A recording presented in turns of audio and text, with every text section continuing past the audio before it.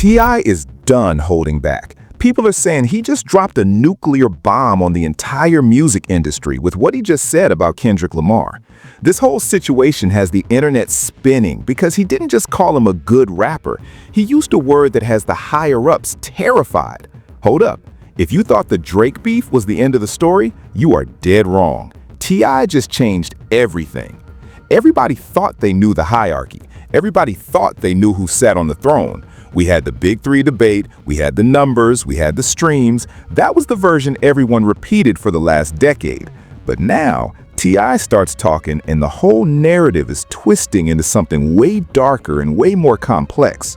See, I was literally about to close my laptop tonight. I was done. But then this clip surfaces, and what T.I. is saying, it hits different. It hits real different.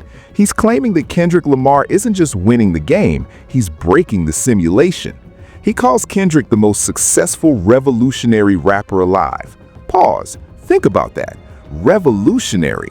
That's not a compliment in this industry. Usually, that's a death sentence for your bank account.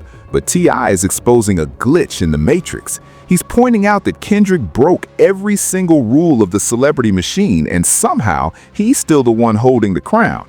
And the way T.I. says it, it feels like a warning. Let's break this down frame by frame, because if you aren't paying attention, you'll miss the subliminals. T.I. drops this statement, right? And he's not stuttering, he's looking dead at the camera or whoever he's talking to, and he lays it out. He says most conscious rappers, the guys who actually try to wake you up, they starve, they struggle. The industry pats them on the head, gives them a little critical acclaim, maybe a trophy or two, but they don't get the bag. They don't get the stadium tours. But then he points to Kendrick. And for anyone who doesn't know, T.I. knows the business side of this better than almost anyone. He's seen the rise and fall of legends. So when he calls Kendrick an anomaly, he's not using that word lightly. Fans online turned into investigators immediately. They started pulling the receipts. They're looking at the numbers for To Pimp to Butterfly. Check this out. This is an album that is basically a jazz-infused thesis on systemic oppression, black struggle, and depression. On paper, that shouldn't sell. That shouldn't be played in the club. But online detectives found that not only did it go platinum, it became a cultural phenomenon. And here's where it gets spooky. T.I. starts naming names. He brings up the legends. KRS-One, Common, Mos Def, Talib Kweli, The Roots. These are the gods of this conscious lane. But T.I. forces us to look at the uncomfortable truth. Most of them had to sacrifice the commercial monster success to keep their message pure. They had to choose the bag or the message, the mainstream or the movement. But Kendrick, the evidence shows he didn't sacrifice a single thing, and that's what has people spiraling. Fans are pointing out that this man just came off the highest grossing rap tour of all time, not once, twice. He's about to surpass Jay-Z for the most Grammy wins by a rapper in history. Think about the weight of that. Jay-Z, the blueprint, and Kendrick is walking him down while rapping about generational trauma. Online sleuths are zooming in on the timeline. Swimming pools, a club banger about alcoholism, Humble, a chart topper telling people to sit down and stop flexing. All Right, a protest anthem that gets played at frat parties. People are saying T.I. is realizing that Kendrick pulled off the greatest heist in music history. He fed the mainstream medicine and made them think it was candy. And looking at the charts, looking at the streams, looking at the sheer dominance, T.I. is basically confirming that Kendrick is the only one who figured out the code. Now, let's get into the motive behind T.I. saying this right now, because this is where everything starts clicking.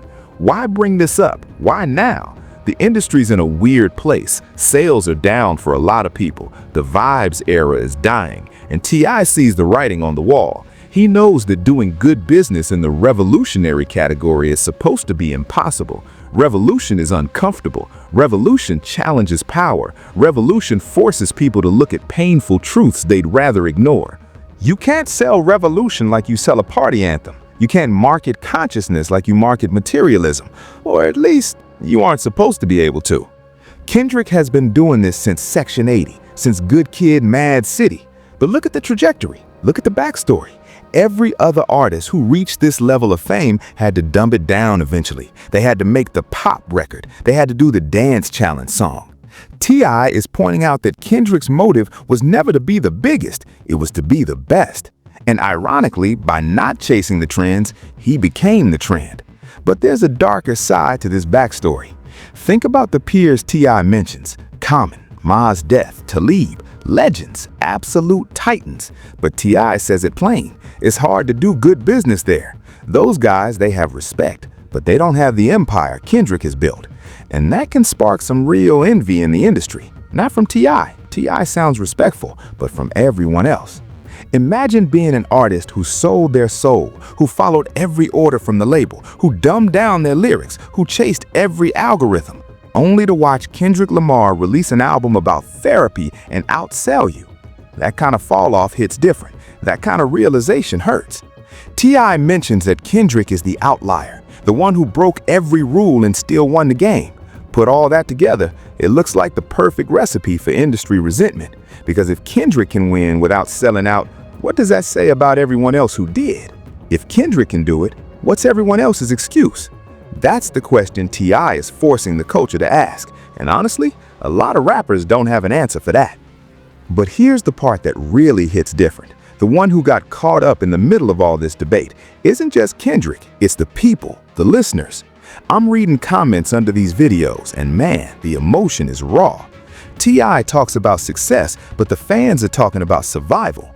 You have people saying Kendrick's music saved their lives, literally saved them. People dealing with depression who found hope in it. People dealing with addiction who found strength in swimming pools. People dealing with deep, dark family trauma who finally felt seen when Mr. Morale dropped. This isn't just entertainment for them. This is therapy. And then you have the haters, the people online screaming that he's evil or boring or just makes trauma music. That's messed up. Imagine pouring your heart out about your deepest vulnerabilities, your family's history of abuse, your own shortcomings, and people call it boring. That's somebody's life. That's somebody's pain. The leaked footage of T.I. talking, you can see the respect in his eyes. He knows the weight of that burden. To carry the stories of a generation, to be the voice for the voiceless, and to still have to navigate a shark-filled industry, that takes a toll. And the fans feel that. They feel protective. When they see people trying to diminish what Kendrick has done, it feels personal. Because for a lot of these kids, Kendrick isn't just a rapper. He's the only person who told them it was okay to not be okay. Now, this whole situation gets even crazier when you realize the context of the last 12 months. We can't talk about T.I.'s comments without addressing the elephant in the room: the beef, the battle, the cultural moment that divided hip-hop down the middle. T.I. is calling Kendrick the most successful revolutionary rapper after we just watched Kendrick dismantle the biggest commercial machine in music history. Think about it. You had one artist, Drake, with double the catalog, one of the biggest machines in music behind him, years of commercial dominance, radio hits on repeat. He was the safe bet. He was the too big to fail artist. And he went up against Kendrick, the guy who drops once every few years, the guy who takes his time, the conscious rapper. And what happened? The world chose substance. The culture chose authenticity. The internet detectives were working overtime during that beef, and they're doing it again now with T.I.'s comments. They're drawing the lines. They're saying T.I. is confirming what the beef proved. The audience is smarter than the industry gives them credit for. People want substance. They want meaning. The industry kept saying, dumb it down, make it simple, make it catchy. And Kendrick said, nah, and look at the result. Not Like Us wasn't just a diss track. It was a cultural reset. It broke records. It was played in clubs, at weddings, at graduations. A song calling out alleged predators and culture vultures became the song of the summer. That is exactly what T.I. means by revolutionary success. You can't script that. You can't buy that kind of impact. And let's keep it real. Everything is speculation until the history books are written. But right now, it looks like Kendrick revolutionized how you win a beef, too. He didn't just out-rap him, he out-strategized him. And then, the Super Bowl announcement. Boom! The biggest stage in the world. And they gave it to the revolutionary. They gave it to the guy who made everyone uncomfortable. That's not just a win, that's a takeover. And T.I. sees it. He sees the shift. The ground is moving under their feet. But wait, it gets deeper. T.I. brings up Nas. And look, I love Nas. Illmatic is a masterpiece, one of the greatest debut albums in hip-hop history. No debate there. But T.I. is doing something very specific here. He's comparing the careers. If we're keeping it 100, Kendrick's body of work is more consistent commercially than almost anyone from that era. And that's hard for people to accept. We grew up on Nas, we grew up on Jay-Z. We have emotional attachments to those artists.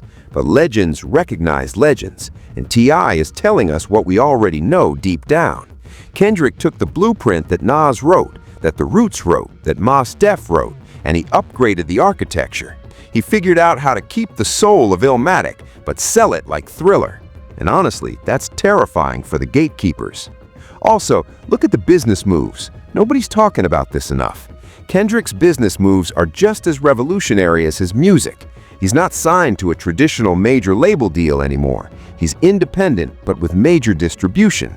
He owns his masters. He controls his narrative. While other artists are locked into 360 deals, giving away their publishing, their touring revenue, their merchandise, Kendrick structured his career to maintain control. P. Lang, that's not just a label, it's a statement. That's revolutionary in itself. Financial freedom and artistic freedom. That's the dream every rapper talks about, but Kendrick is actually living it. So when T.I. calls him successful, he's not just counting streams, he's counting leverage, he's counting ownership. And let's talk about GNX, the surprise drop. No promo, no lead single, no interviews, just here it is.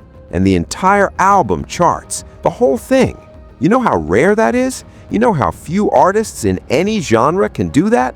We're talking Beatles-level impact. We're talking Michael Jackson territory. And people still want to debate if he's the greatest? People still want to say he's just a conscious rapper? Nah, T.I. is right. Stop putting qualifiers on greatness. Stop trying to put Kendrick in a box to make yourselves feel better about your favorites.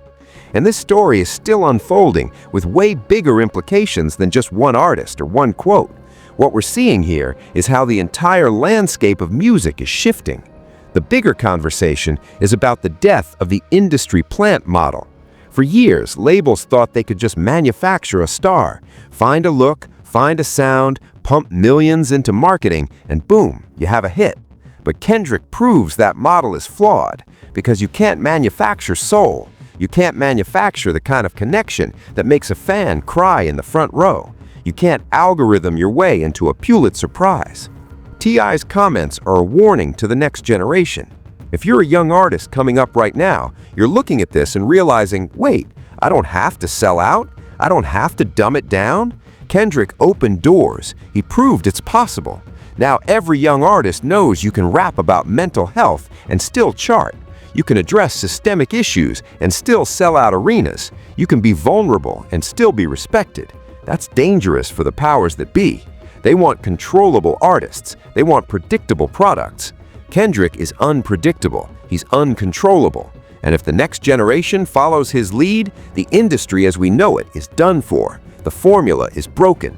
T.I. sees the ripple effect. He knows that 20 years from now, we're not going to be talking about the guys who chased the bag. We're going to be talking about the guy who changed the frequency. But here's the thing they don't want you to realize. Kendrick's story isn't finished, not even close. We're watching Act 2 of a legendary career. People are saying the best might still be coming. Think about it. He just dropped GNX. He's got the Super Bowl. He's at the peak of his powers.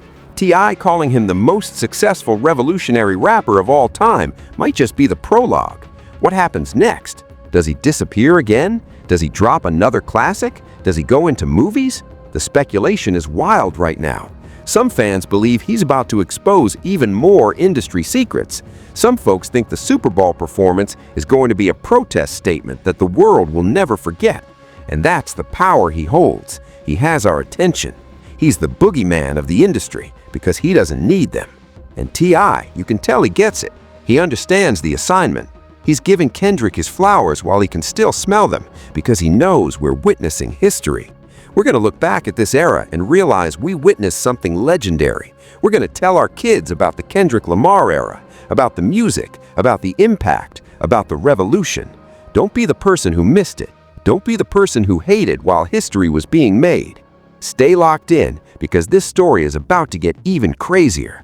We got the Super Bowl coming up, we got rumors of a tour, and you know Kendrick always has something up his sleeve. So drop your thoughts in the comments. Do you agree with T.I.? Is Kendrick the most successful revolutionary rapper of all time, or is there someone else who deserves that title? And do you think the industry is scared of what he's going to do next? Make sure you like the video, hit subscribe, and turn on notifications for StarsTube so you don't miss a single update.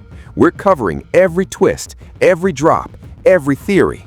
I appreciate you for rocking with me. We're building a movement here, just like Kendrick. Real conversations about real culture. I'll see you in the next one. Stay safe out there, and remember, greatness doesn't ask for permission. Peace.